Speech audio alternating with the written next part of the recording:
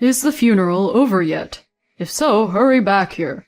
It's Mommy's birthday party today. Get the preparations started quickly. Well, now that your parents are no longer here, you can fully devote yourself to serving my parents. This is exactly why I find Daddy's girls so troublesome."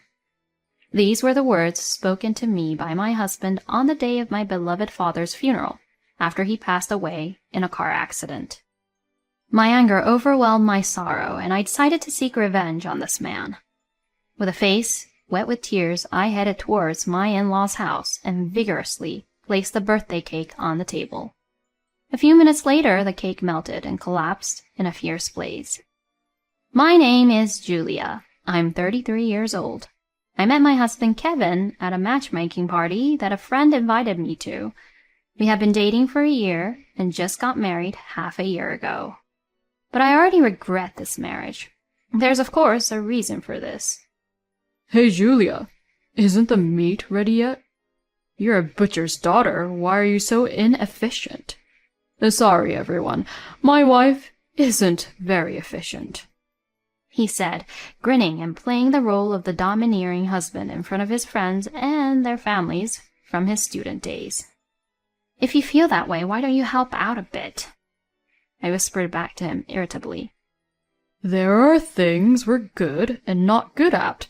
You're a butcher's daughter, so you must be good at handling meat. I'm letting you look good, you know." Are you stupid? Being good at grilling meat? My boastful husband suddenly decided to host a barbecue. And now, I'm grilling meat non-stop for over 10 people. Why did this happen? My family has something to do with it. My family has been running a butcher shop in the next city since my grandfather's time. Currently, my father is running the shop with my brother and a few part-timers. My mother passed away due to an illness when I was young, but my father filled her absence with his love, so I rarely felt lonely.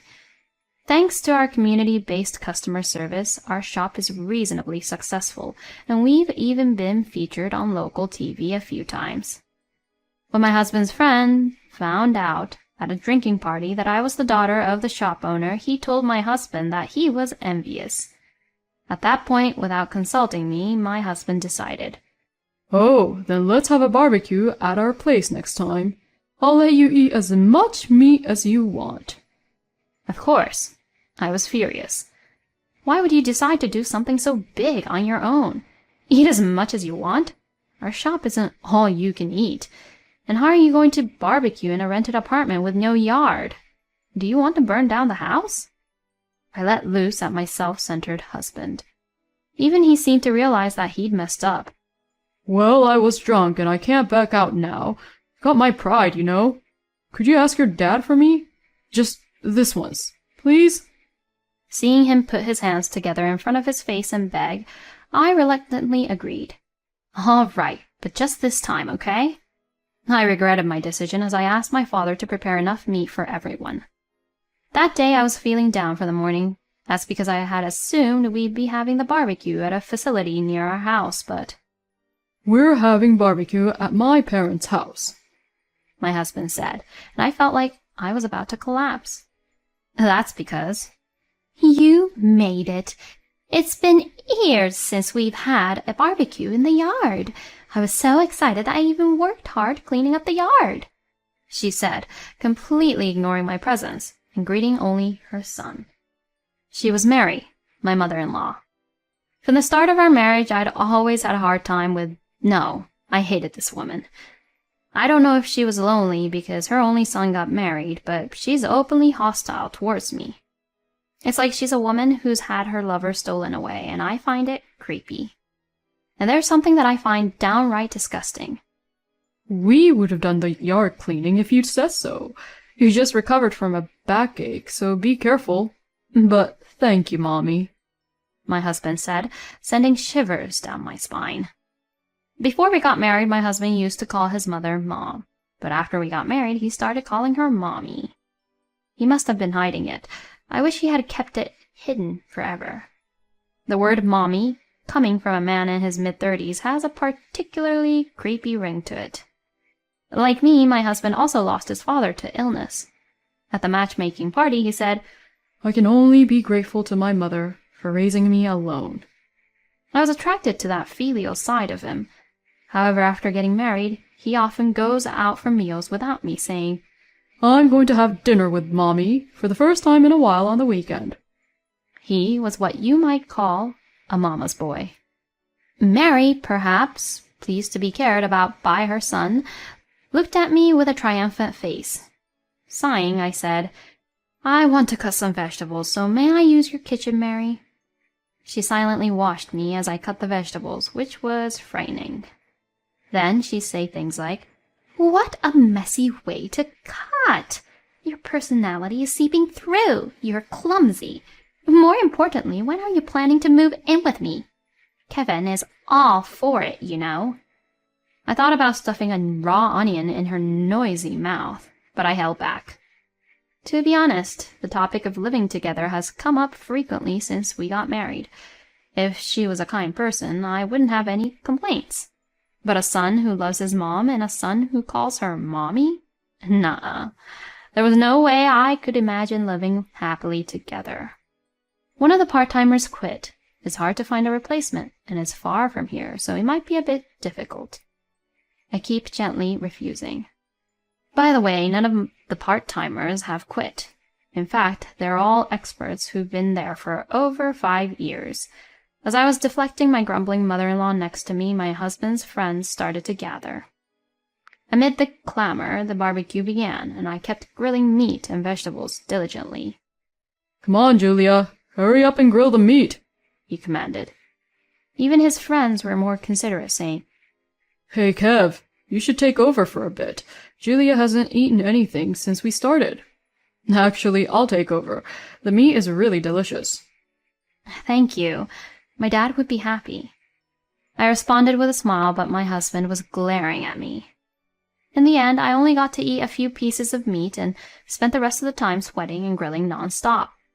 I asked Kevin to switch with me several times, but he said things that made no sense, like, You're better at it, so you do it. With the matter of Mary and now this, my anger was on the brink of peaking.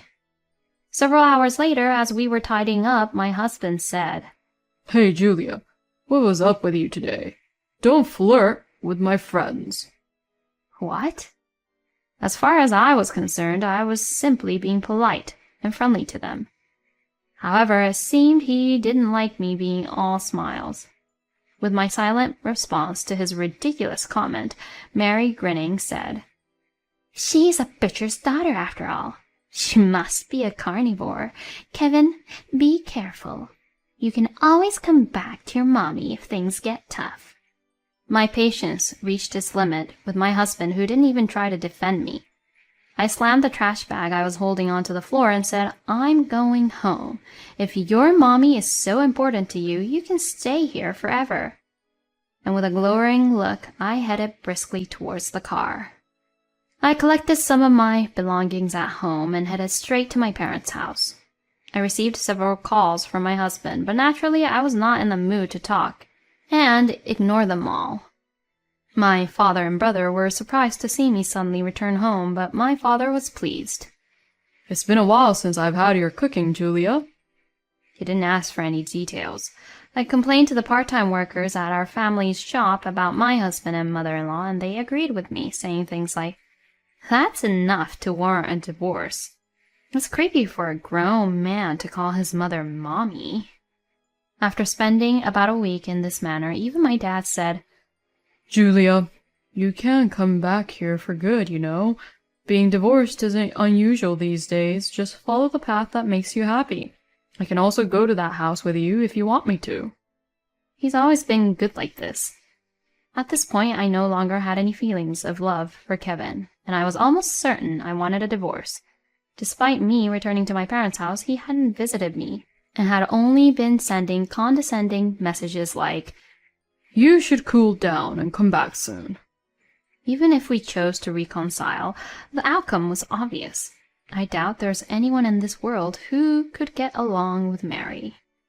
Our shop was thriving as usual, and I was able to forget about the unpleasant things while working. I'm going to take a little break. Look after the shop.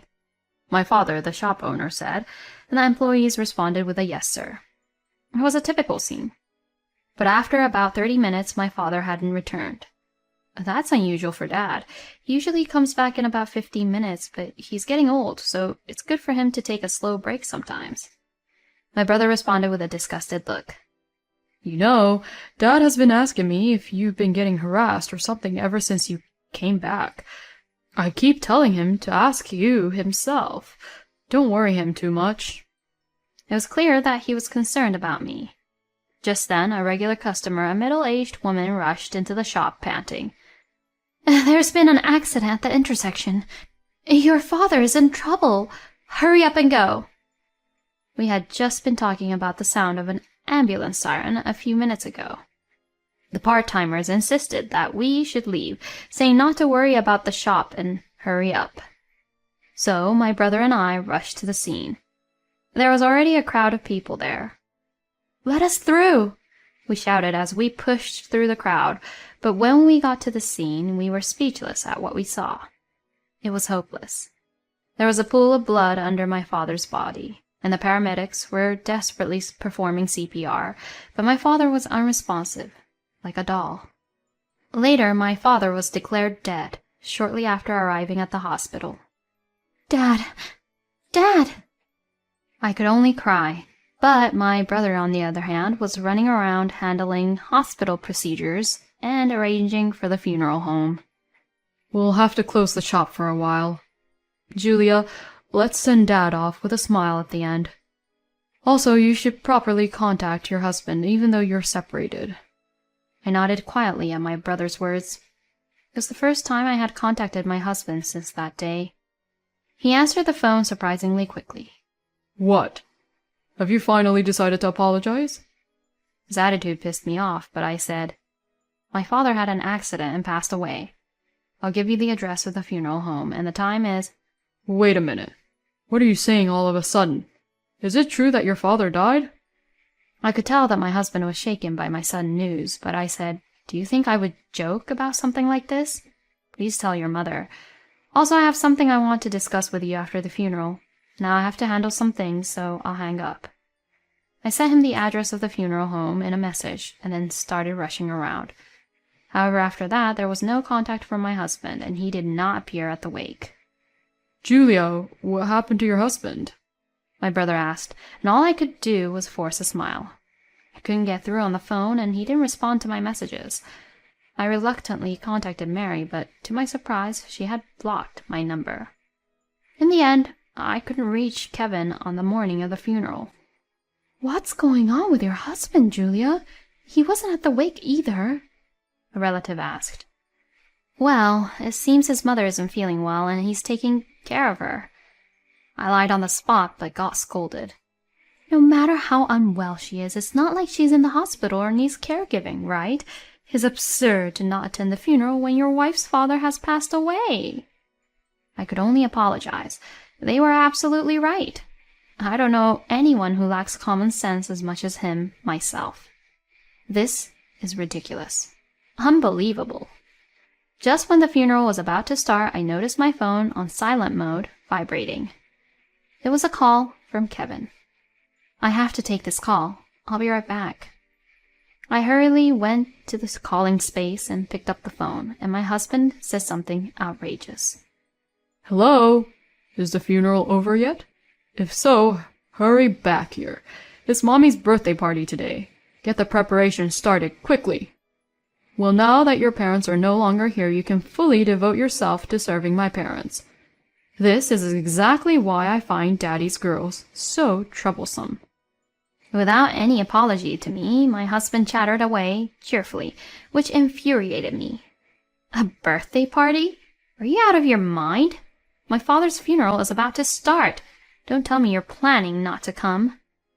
To my words, he replied, My friends offered to throw a birthday party for my mommy as a thank you for the barbecue the other day. It would be rude to refuse. Besides, we've only been married for half a year, and I don't really know your father well, so it's not a problem if we don't participate. His words made me dizzy. I'm not coming to the stupid party.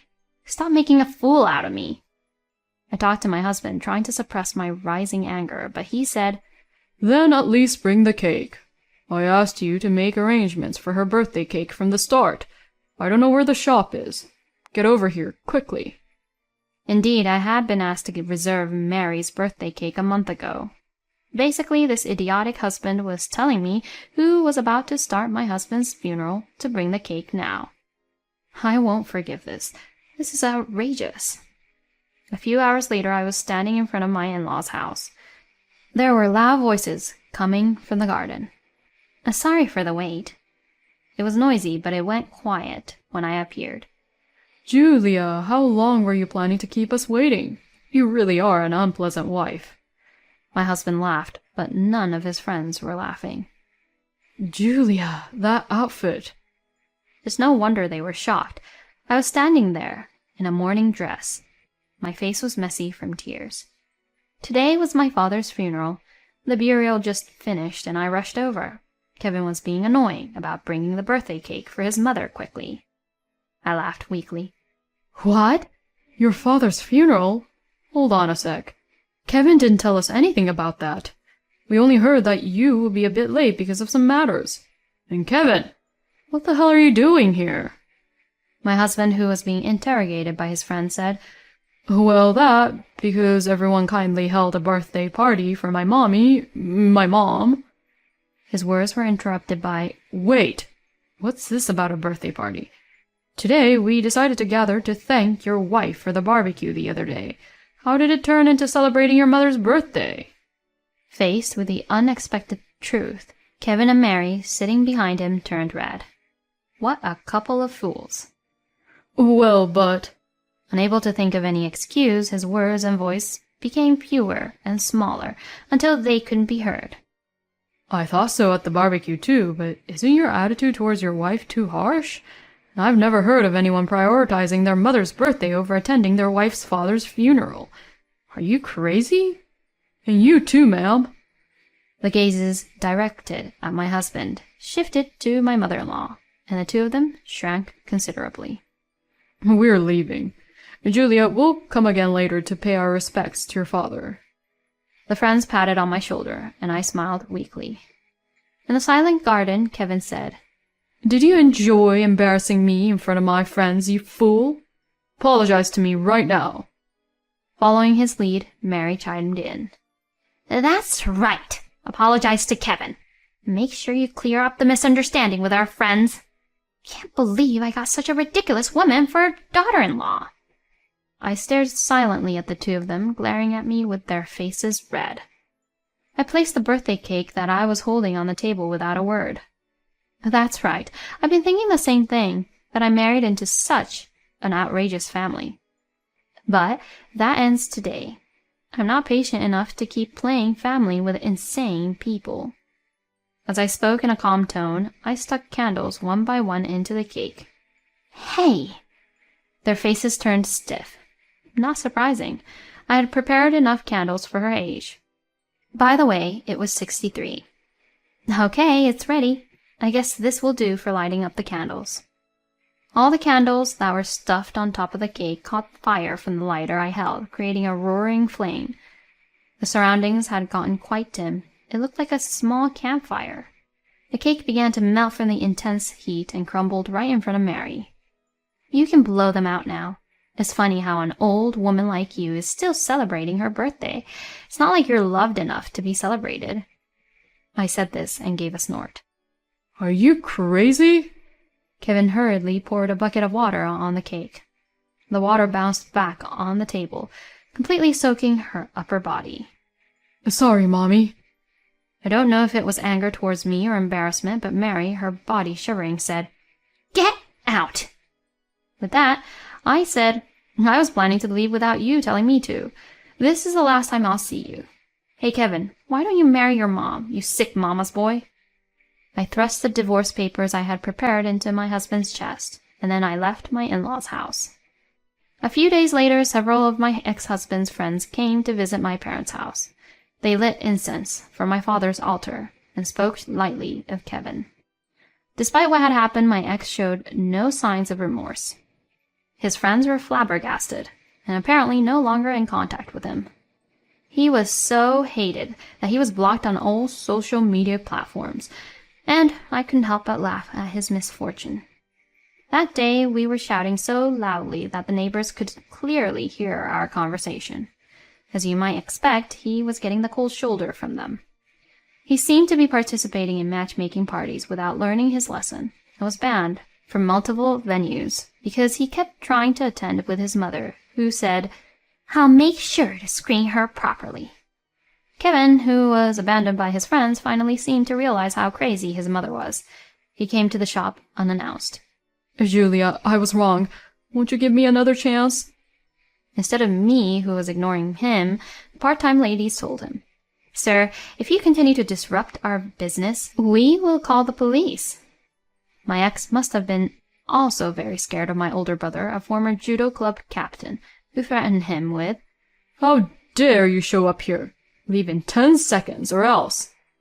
He never showed his face again. Since then, I've returned to my family home and have been working hard every day with my brother and all the staff. When things settled down a bit, my brother told me, Our dad, you know, he jumped out to shield a kid who ran onto the road, and that's when he had the accident. He was such a hero. My brother, who had been largely stoic and didn't even shed a tear at the funeral, cried for the first time. I couldn't stop my tears seeing that, and we both sobbed in front of my father's altar. I swore to protect this shop that my grandfather and father left us, because I believe that's the best way I can honor them going forward.